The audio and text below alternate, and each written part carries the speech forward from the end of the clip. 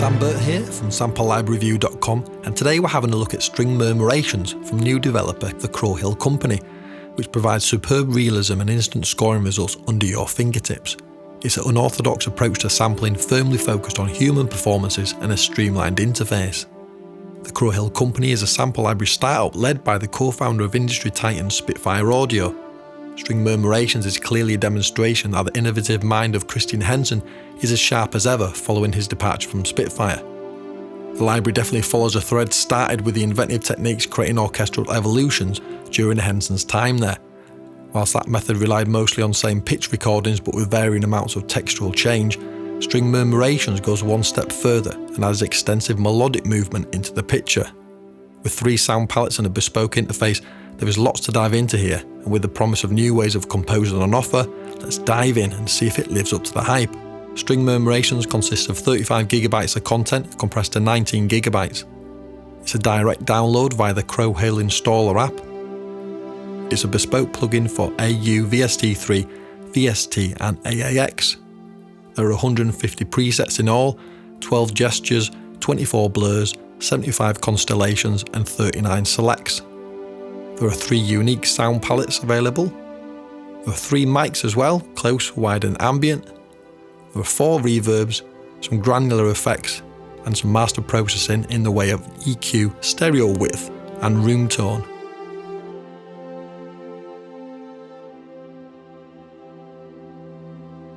We're presented here with a lovely clean interface and a bespoke plugin that is immediately accessible.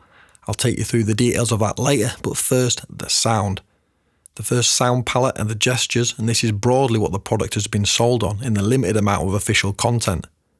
I've dialed in my own custom mic mix here with a focus on the main wide mics supported by the close and ambient. It's a good general purpose blend that I'll use for most of the review.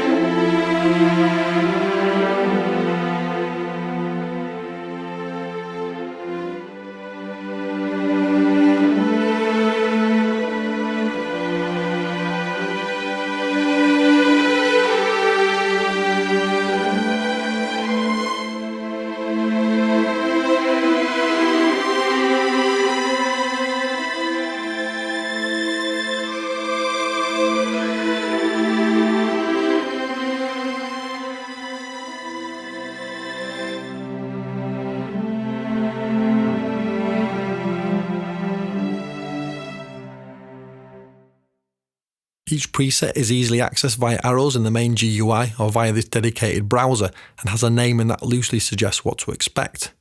Each key has a slightly different performance and none of them are the same length, so a single chord can be held down for quite some time without any obvious looping being evident. For the gestures and other sections of this library, we've got a single dynamic layer. The mod wheel in this case controls volume and also seems to slightly open up a filter too.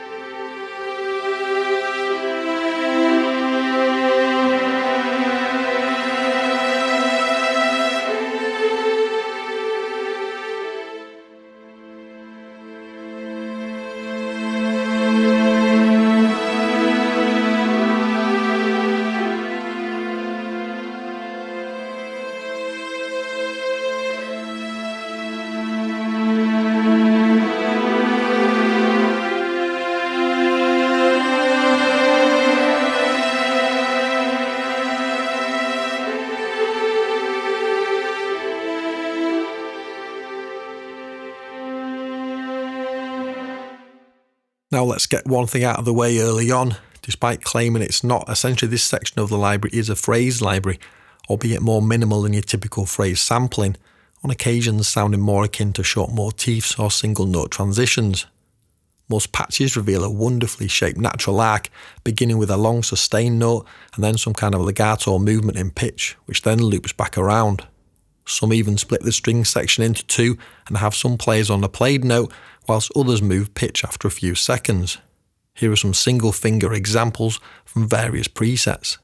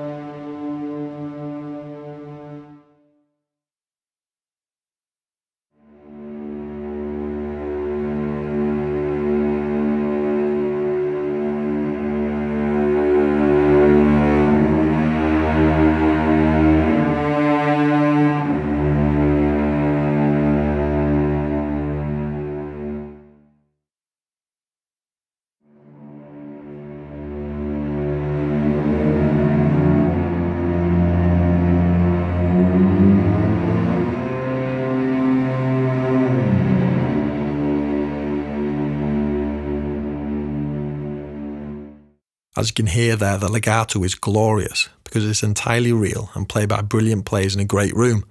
When you combine multiple notes all intertwining with each other, the emotion can arguably surpass what single note sampling can achieve, at least not without the experience and sheer time it takes to carefully program more traditional samples. String murmurations can give us instant score, especially useful on a crazy deadline. Here is the more aggressive sounding insurrection patch.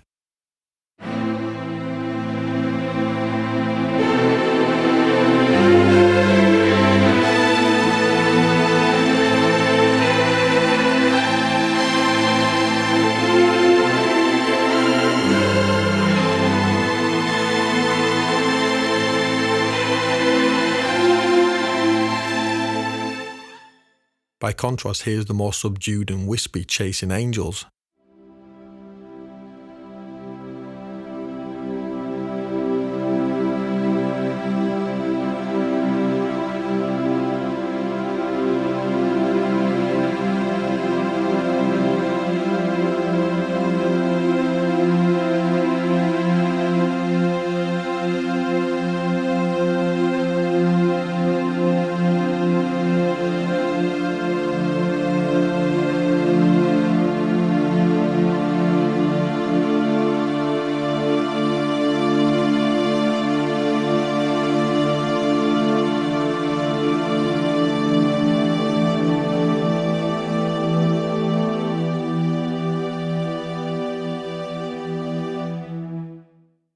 Clever scripting here means for any given mode, the pitch transitions will always stay within the scale.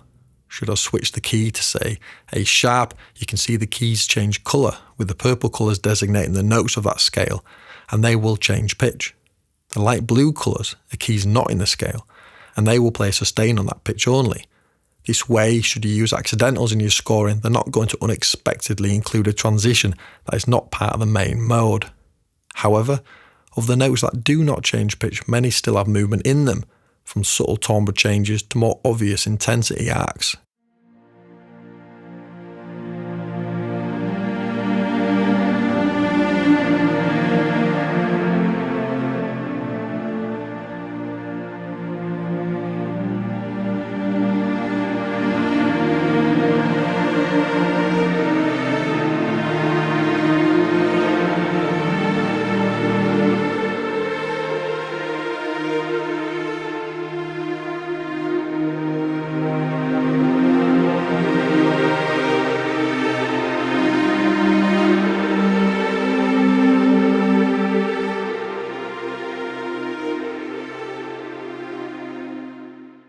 That's pretty neat and well thought out. Where it starts to get really interesting, however, is when we say have shift in C but play in E flat major. Now when we play any of the white notes in the E flat major scale, they'll change pitch and in relation to C major, and we start to get notes appear that are not in E flat major, leading to some very interesting modulation that we might not otherwise have considered.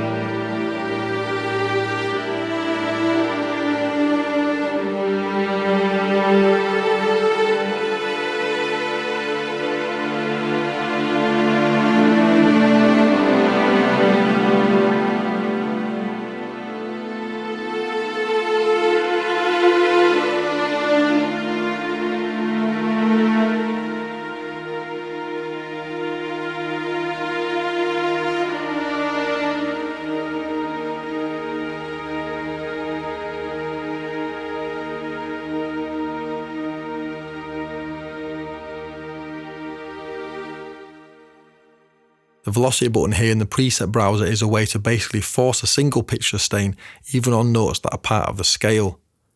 Sticking with the shift on C, if I hit A4 here softly, it will only play a simple sustain with no pitch transition.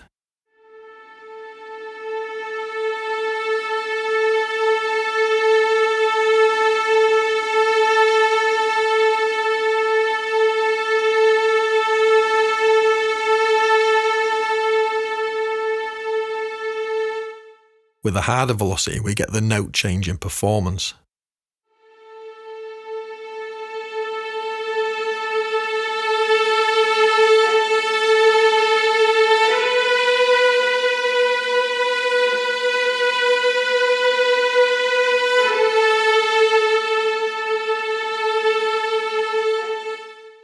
This gives some important additional control so you're not always restrained to the default phrase on a particular note.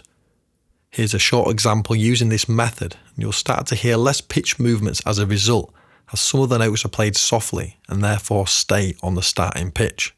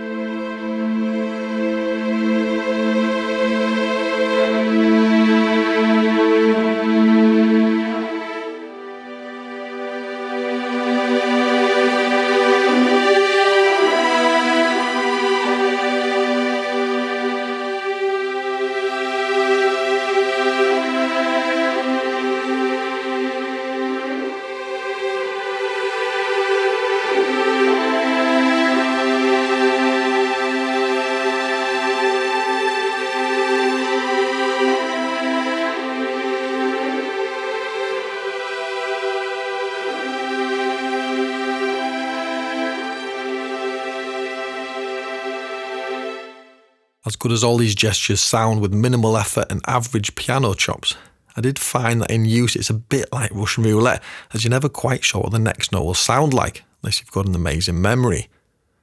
I'm not sure I quite buy the tagline they have of musicians interpreting your music as you make it. Like any phrase library, you are playing back a pre-recorded sequence of notes, and you simply do not have control of them. Although the results in such a method sound more human, the manner of creating them compositionally is more machine. It's easy to end up with a bit of a soupy mess that sounds impressive at first, but fundamentally lacks any clear melody or voice leading. However, as instant mood underscore, where the Spitfire Evo approach might be a bit too single note drony, it can be an effective scoring tool, especially if you're up against a clock. There's a lovely natural imperfection in these recordings as players reach for notes within a performance, which is very different from individual note sampling, where each note will be perfect because it's easy for them to play it in isolation. Next up are the blurs. Now, being from Yorkshire, where we are known for calling a spade, I'll call these what they are, which are runs. There are quite a selection, some short, some long, and in a variety of scales. You can go either up or down with ease, simply using velocity.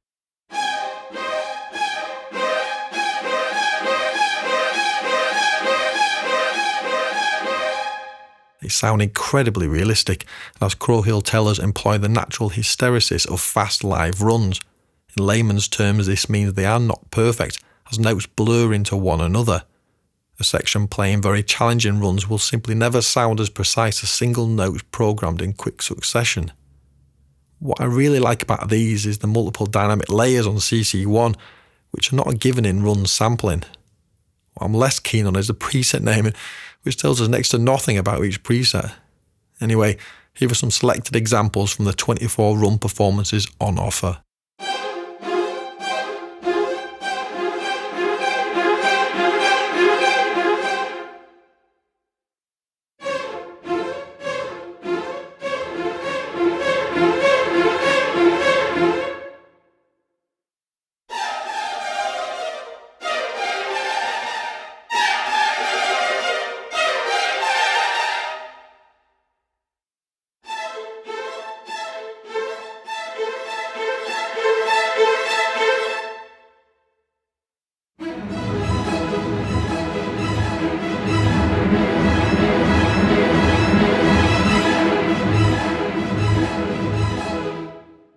Clicking the speed button here gives the option on the front page to sync the blur to your master tempo, though this is done manually.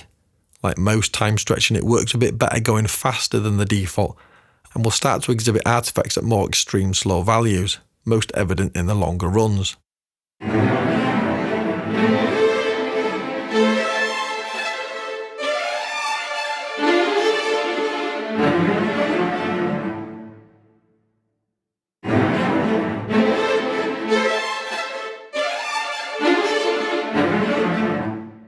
The final main section are the constellations.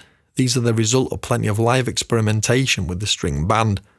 Some aleatoric content, some gesture-type moving notes, others with rhythmic elements, plus a few playing more than one pitch at a time. Watch out for the latter, as it does make playing paddy chords impossible, so sticking to octaves or root and fifth is best for these. Many have interesting things happening tied to the mod wheel, so getting that wiggling can breathe real life into them.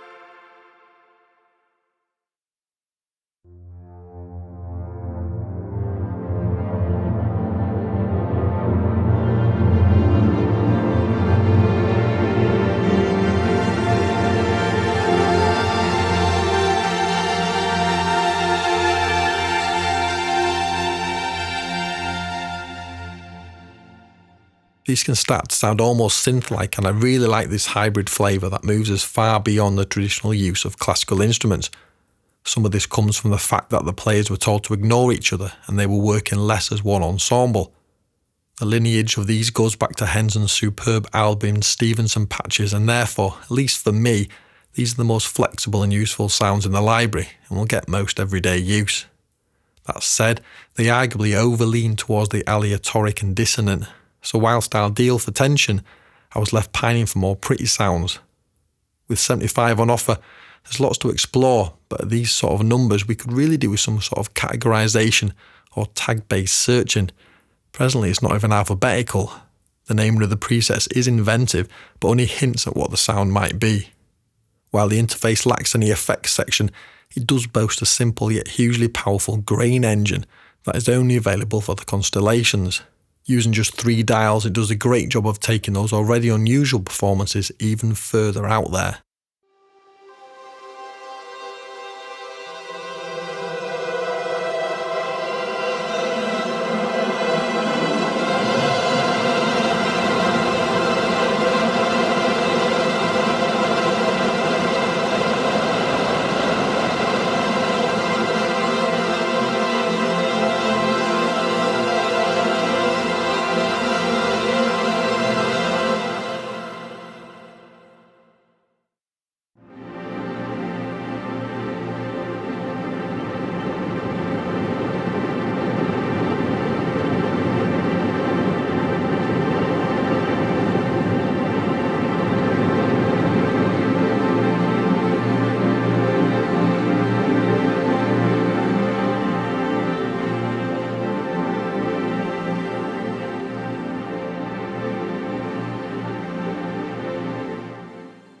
The fourth and final section is Crow Hill Selects, and is a bit of a mishmash of all sorts.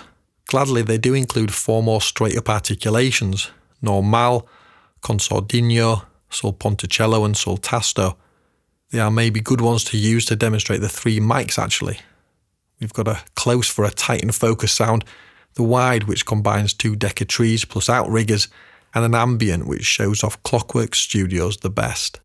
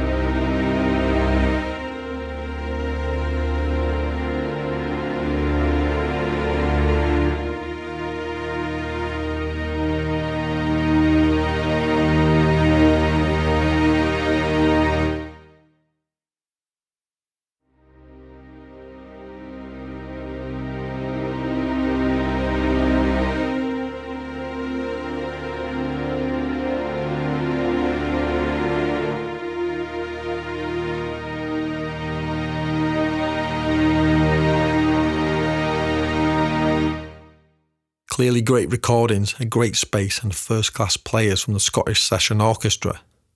Moving down the Crow Hill Selects list, we find a large number of gestures.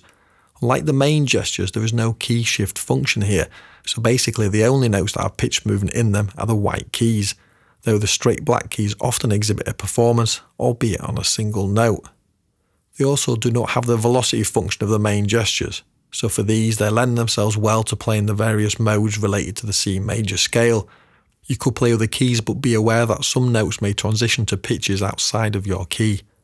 I also discovered that the select gestures sometimes have transitions that come in quicker or are more experimental with long portamentos, and also some where half the string section moves note whilst the other players stay on the same note.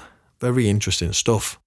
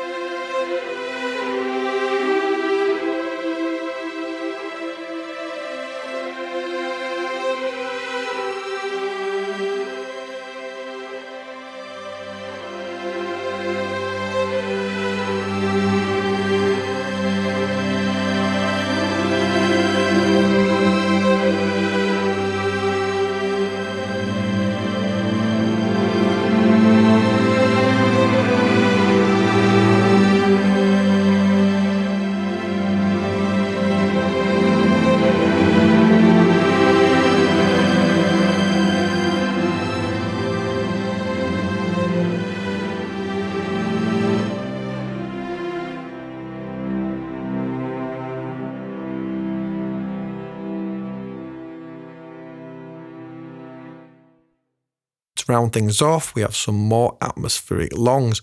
Although none of these have the grain engine available, they definitely sound like they have had some grain mangling or other processing already done, and are beautiful hybrid patches. They don't sound half as gnarly as most of the Constellation presets, and because of that feel more playable and flexible in use.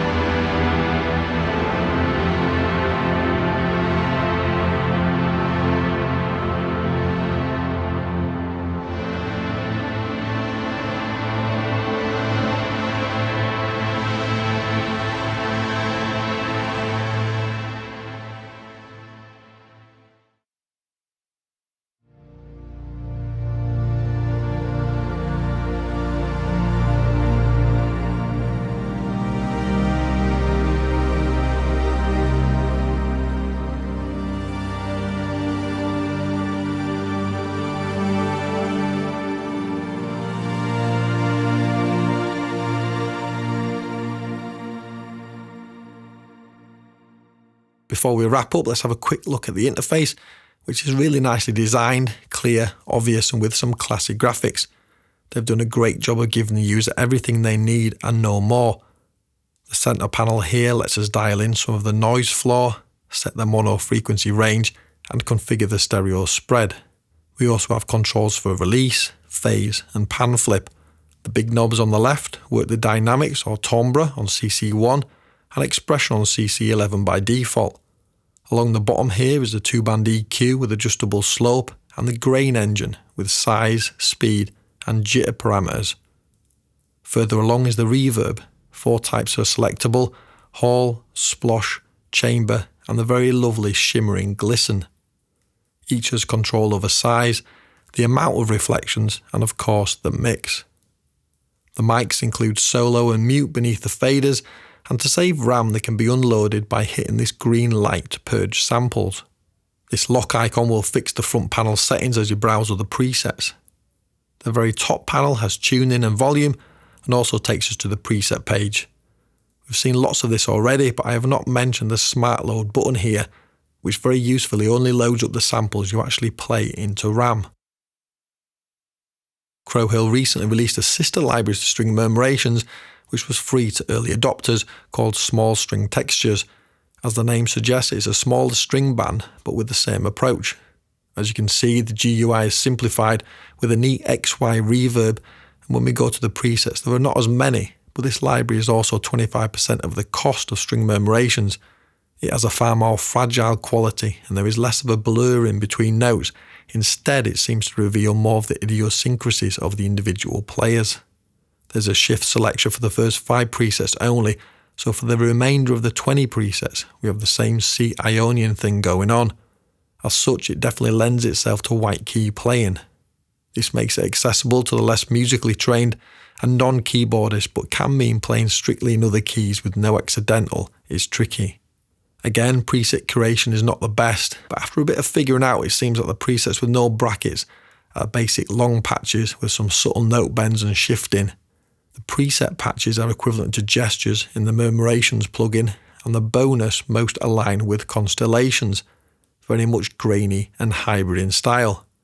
Here's a selection of what's on offer, including some really impressive basic longs, which will get plenty of use for many of us.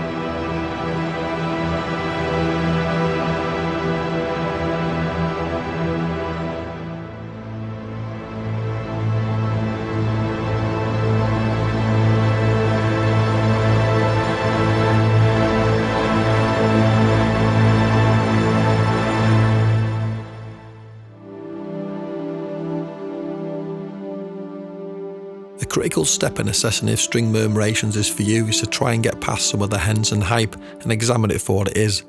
There's plenty of clever marketing, fawning walkthroughs and the age-old trick of renaming familiar things so they appear new.